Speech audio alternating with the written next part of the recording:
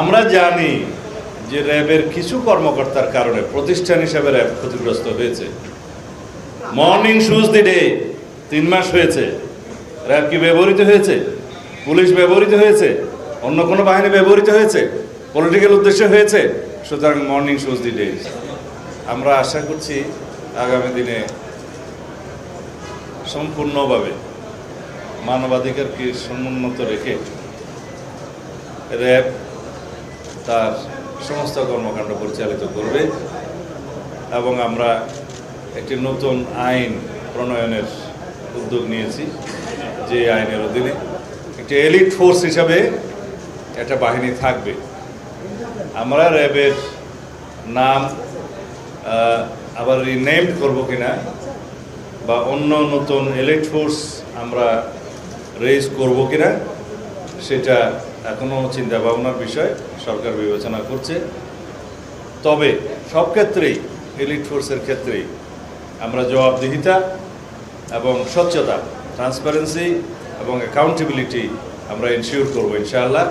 Authority থাকবে, responsibility থাকবে, সাথে সাথে সেই বাহিনীর ট্রান্সপারেন্সি এবং অ্যাকাউন্টেবিলিটি নিশ্চিত করা হবে সেই একই আইনে।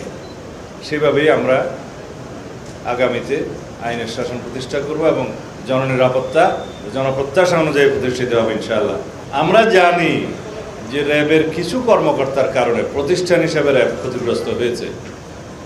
রাষ্ট্রীয় প্রতিষ্ঠানগুলোর মধ্যে এমন কোনো প্রতিষ্ঠান ছিল না ফ্যাসিবাদী শাসন আমলে যে প্রতিষ্ঠান ক্ষতিগ্রস্ত হয় নাই।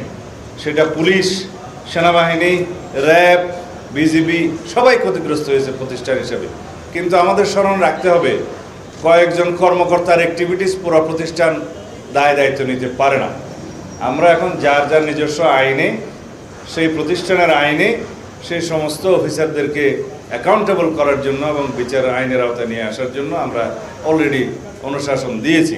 কারণ প্রতিষ্ঠান দায়ী না, আইন আছে, প্রতিষ্ঠান কিভাবে চলবে, কর্মকর্তারা কিভাবে সেই আইন মাফিক পরিচালিত হবে। যদি কিছু সংখ্যক কর্মকর্তা কর্মচারী বিপদগ্রস্ত হয় বা বিপদে যায়, তারা পার্সোনালি দায়ী, কোনো প্রতিষ্ঠান দায়ী না।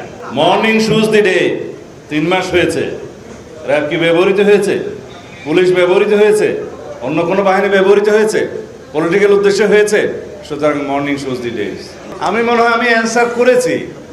অল ইকুইপমেন্টস, লজিস্টিক্স, অ্যাসেটস সব কিছু সেই নতুন আইনের অধীনে প্রতিস্থাপিত হবে। সুতরাং চলমান যেগুলো আছে সেগুলো থাকুক, আমাদের তো কিছু সময় প্রয়োজন। ইলিয়াস আলীর ওয়াইফ আইসিটি কোর্টে মামলা করেছে, আমিও মামলা করেছি। আইসিটি কোর্টের একটা আইন আছে, সেই আইনটা সবচেয়ে শক্ত আইন। গুম কমিশন যে কমিশন করা হয়েছিল সেখানে কোনো পিউনিটিভ মেজার্স নির্দিষ্ট ছিল না। আইসিটি আইনের মধ্যে যদি আমরা সেই অ্যামেন্ডমেন্টগুলো নিয়ে আসতে পারতাম, এখনও যেটা আমরা চেষ্টা করছি, তাইলে গুমের সব ধরনের গুমের বিচার ওখানে হবে। কেউ গুম হয়েছে ফেরত আসে নাই, কেউ গুম হয়েছে ফেরত এসছে, কেউ গুমের হুমকি পেয়েছে।